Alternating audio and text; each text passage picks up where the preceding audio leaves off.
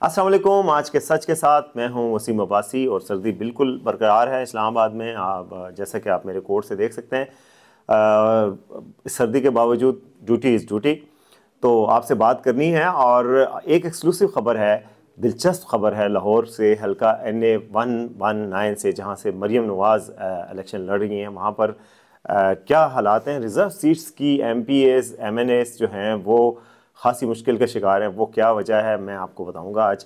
उसके अलावा जो ख़बरों का जो यूजुअल साइकिल है, और उसमें जस्टिस सदीकी सुप्रीम कोर्ट में आज कासे जो है वो उनके हक़ में बातचीत हुई और सुर्खरू नज़र आते हैं। आज फैसला महफूज हो गया उनके हवाले से, उस केस के हवाले से बात होगी।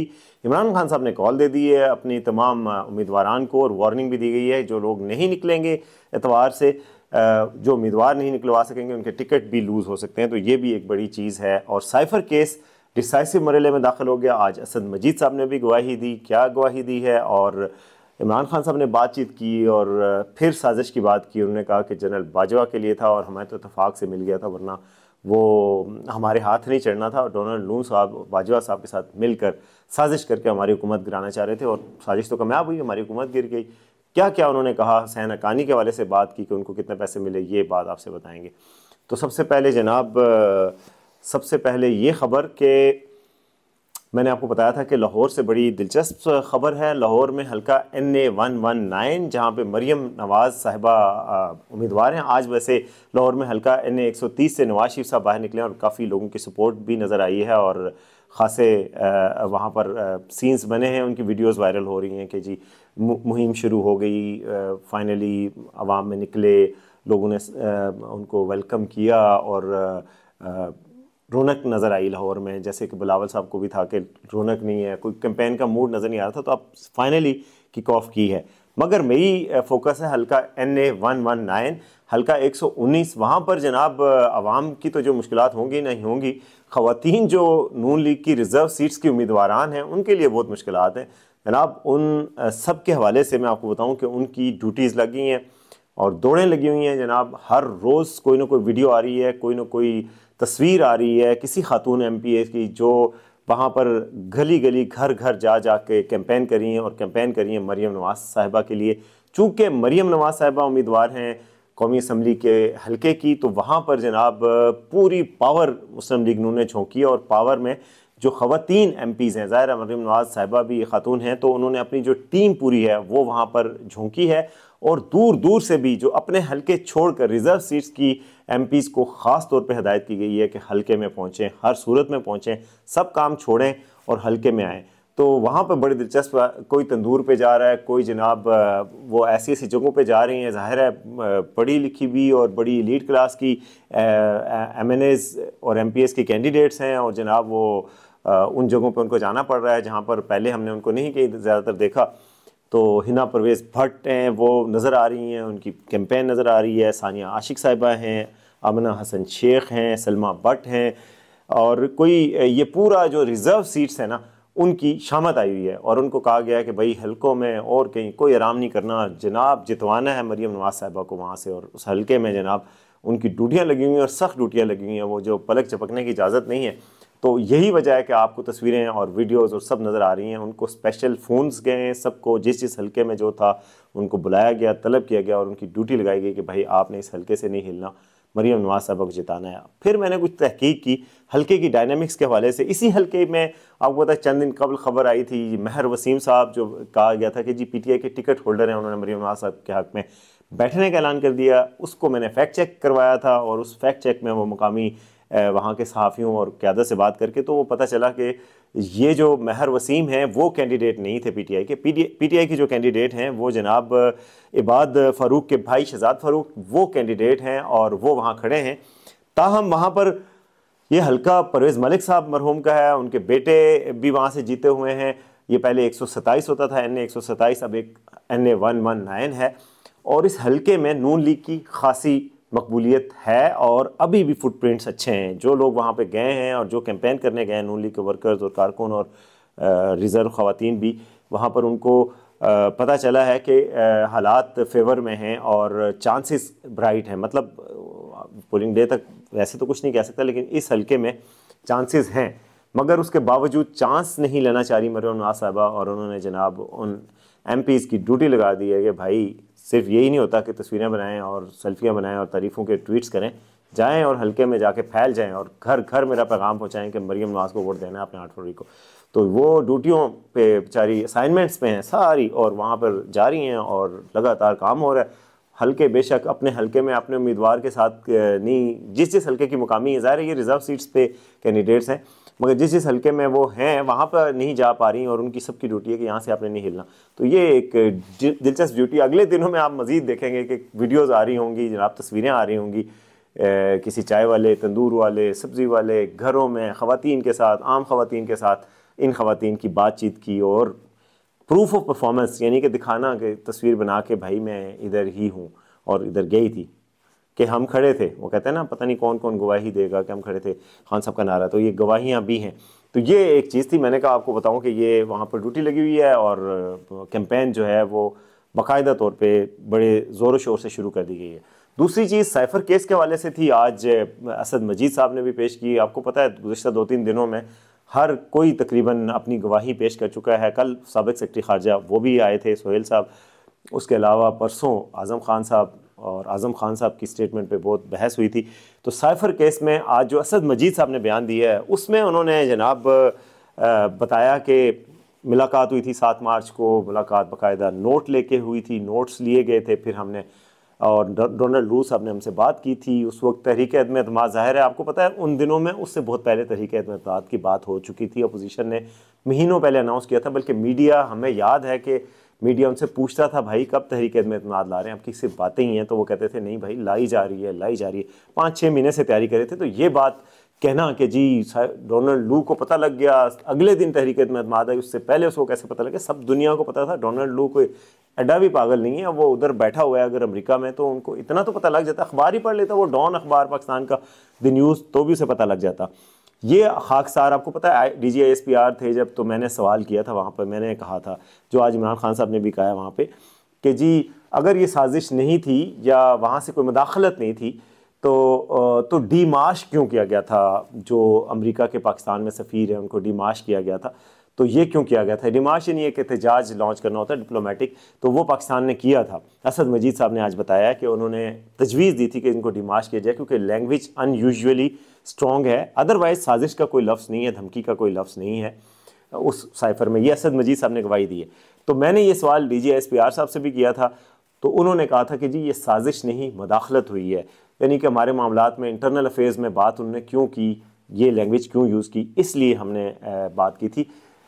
तो ये जवाब उस वक्त आया था और बड़ा वायरल हुआ था टिकटॉक पे। मुझे जनाब बड़ा अप्रिशिएट भी किया था PTI के लोगों ने, दोस्तों ने फ़ोन कर करके कि जी आपने बहुत अच्छा सवाल किया।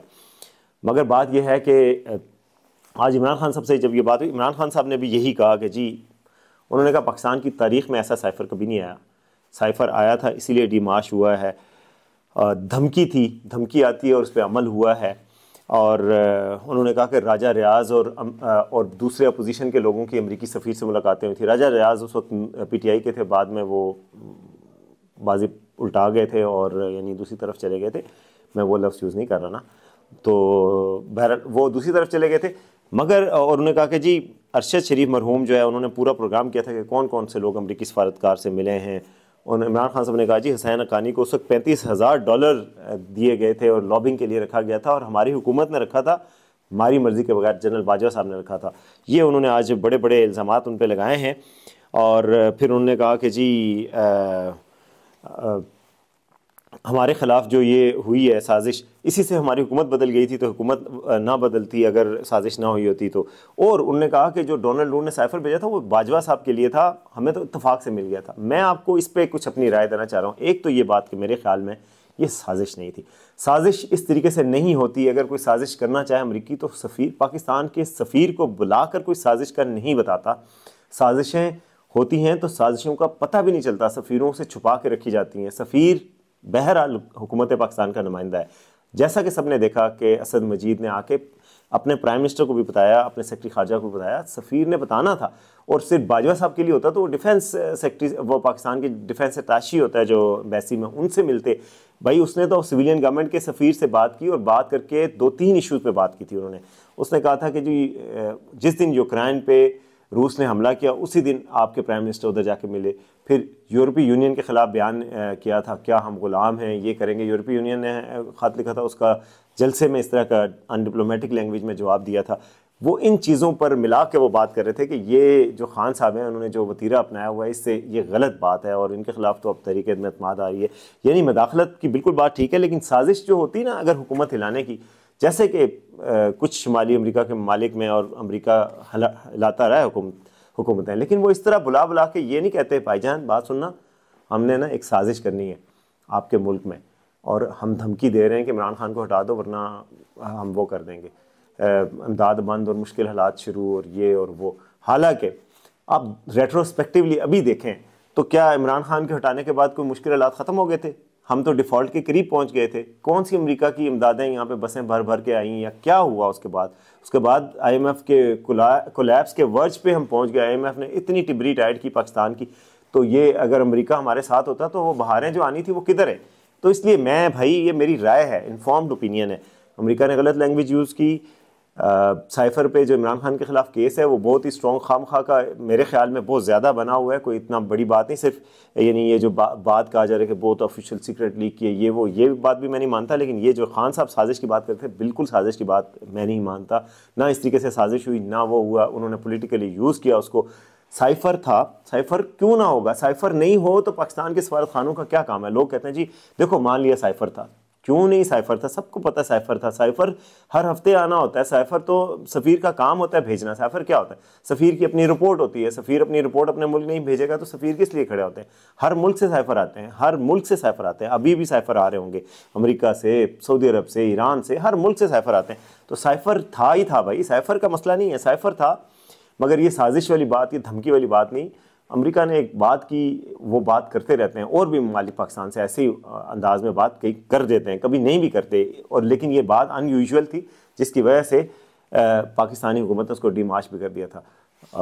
तो बहरहाल ये मेरी राय थी। इस हवाले से आज खान साहब ने काफ़ी वहाँ पर रिपोर्टर से बात की और बड़ी सख्त बात की कि बाजवा साहब मिले हुए थे और ये सब कुछ था, और $35,000 पे हसन हक्कानी को कहा था। उन्होंने फिर ट्वीट लिखी, उस ट्वीट में कहा कि इमरान खान अमेरिका के मुखालिफ हैं और बाजवा साहब अमेरिका के हामी हैं। यानी कि ये देना कि अमेरिका को ये मैसेज पहुंचाया गया कि जी पाकिस्तान में इमरान खान आपका मुखालिफ है, एब्सोल्युटली नॉट वाला है, और जो बाकी लोग हैं वो आपके हामी हैं, तो इमरान खान को हटाने में हमारी मदद करें। बेसिकली उनके कहने का ये मकसद था। बहरहाल ये खान साहब ने बड़ी कामयाबी से थ्योरी बेची है और चली है थ्योरी। उन्होंने खुद कहा था हम इस पर खेलेंगे, वो खेलें और कप्तान अच्छा खेलें। तो ये जनाब दूसरी बात थी जो मैंने आपसे करनी थी। एक तीसरी बात जो आपसे करनी थी, जो आज मैंने आपको बताया था, वो जनाब जस्टिस सिद्दीकी के हवाले से थी। जस्टिस सिद्दीकी के हवाले से जनाब आज सुप्रीम कोर्ट में समाअत हुई, फैसला रिजर्व हो गया 3 हफ्तों के लिए। बाकी जो लोग थे, जनरल फैज़, अनवर कासी और एक और ब्रिगेडियर साहब हैं रामे, ब्रिगेडियर इरफान रामे, उन सबको आज टाइम दिया गया कि जी 3 हफ्तों में आप जवाब जमा करवा दें, फैसले को महफूज ही समझें, और 3 हफ्तों में आपका जवाब आएगा तो फिर उसके बाद फैसला हो जाएगा। फैसले में जो क्या लग रहा है कि उसमें जो डिस्कस किया गया सुप्रीम कोर्ट में, ये कि इस फैसले को ज़ाहिर है उनको बरतरफ किया गया था, लेकिन अगर इल्ज़ामात उनके सही हैं तो उनको बहाल करने के साथ साथ कार्रवाई भी करनी पड़ेगी। तो उसके लिए कोई कमीशन बनाना पड़ेगा। फिर ये कि इल्ज़ामात सही हैं तो ये कौन डिटर्मिन करेगा कि इनकी बहाली का फ़ैसला और जो सुप्रीम जुडिशल काउंसिल ने किया वो ठीक किया कि नहीं किया। तो इस हवाले से सुप्रीम जुडिशल काउंसिल में वापस भी मामला भेजा जा सकता है। लेकिन जिस तरह के जजेस के रिमार्क्स और जो आज की समाअत थी उसमें जस्टिस सिद्दीकी सुर्खरू नज़र आए। उन्होंने वी न्यूज़ से बात भी की, उसके बाद उन्होंने कहा मैं जो समाअत हुई है उससे मैं मुतमईन हूँ। और जब हमने उनसे पूछा कि जी आपके पास सबूत हैं इस वाक़े के हवाले से, अदालत तो कहती है आपके पास सबूत नहीं है, तो उन्होंने कहा मेरे पास सबूत मौजूद हैं और जब वक्त आएगा तो मैं उन सबूत को पेश करूँगा। और आखिरी खबर जो आज बात कर रहे थे कि इमरान खान ने अपने तमाम लीडरों को इतवार को निकलने की कॉल दी हुई है, और ये कल भी कॉल दी थी, मैंने आपको बताया था। आज उन्होंने और सख्ती से बात की है और ज़राए के मुताबिक ये भी कहा गया है कि जो लोग नहीं निकलेंगे उनके टिकट जब्त किए जा सकते हैं। इसी असना में जनाब DI खान में 144 नाफज कर दी गई है। पंजाब गवर्नमेंट भी 144 नाफज करने के हवाले से सोच रही है अब तक जो मैं बात हुई है। तो यानी कि उन्होंने कहा है कि अपने वर्करों को निकलें, और कुछ लोग जो है हम जानते हैं कई वर्कर्स जो हैं और कई जो टिकट होल्डर्स हैं वो कैंपेन कर रहे हैं, लेकिन छुप छुप के कर रहे हैं, क्योंकि ज़ाहिर है उनको मुश्किलात का सामना है, इसमें कोई शक की बात नहीं। यहाँ इस्लामाबाद में आमिर मुग़ल हैं, वो उनका इंतखाबी निशान बैंगन है, वो सोशल मीडिया पर तो बहुत अच्छी मुहिम चला रहे हैं, लेकिन इस्लामाबाद में वो नज़र नहीं आ रहे किसी हल्के में। उसकी वजह भी ज़ाहिर है यही है कि उनको मुश्किलात का शिकार हैं, तो वो नाराज़ हैं। और कुछ लोगों का कहना है, कुछ जो पार्टी के वर्कर्स हैं, कि अगर हमने निकले तो कोई हमारे खिलाफ कोई ऐसा 9 मई की तरह का दोबारा फॉल्स फ्लैग ना हो जाए, कुछ और ना हो जाए, इस तरह के वो खदशात का इजहार करके निकल नहीं रहे। लेकिन खान साहब ने कहा जो निकलेगा नहीं ना, उस पार्टी के हवाले से उसको ख़तरा है। तो अब देखते हैं कि खान साहब की कॉल पे लोग आंसर करके निकलते हैं या फिर लोग अपना दामन बचाने की कोशिश करते हैं।